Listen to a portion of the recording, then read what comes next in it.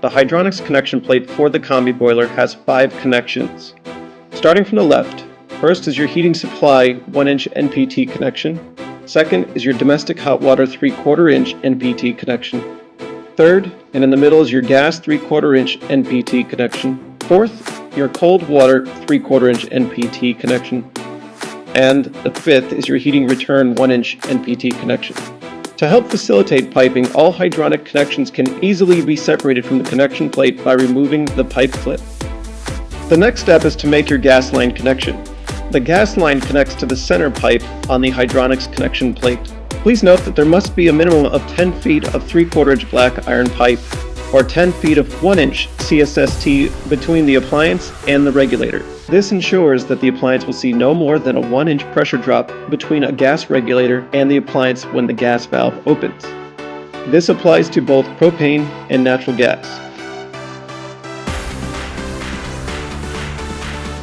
The installation of service valves in the supply and return connection is recommended. These valves are important for proper system commissioning and future service calls.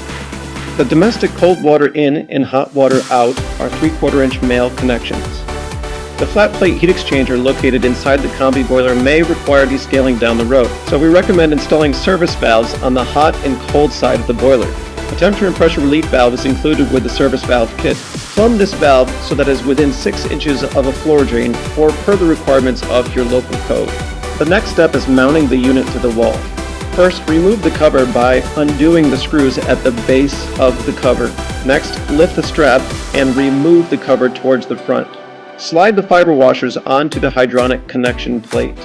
Note that spare fiber washers are provided. Next, hang the appliance on the mounting bracket and then tighten the pipe connector union nuts.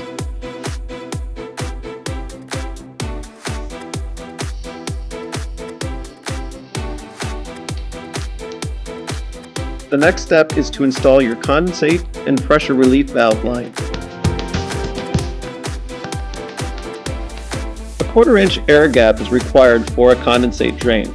Route the lines to a condensate neutralizer or into a pump that discharges into a suitable drain. Please observe all applicable local codes. The pressure relief valve comes factory installed with a CGA-approved gray composite discharge hose. This must be piped to a suitable location where it can drain safely if it discharges. We have it piped to a floor drain.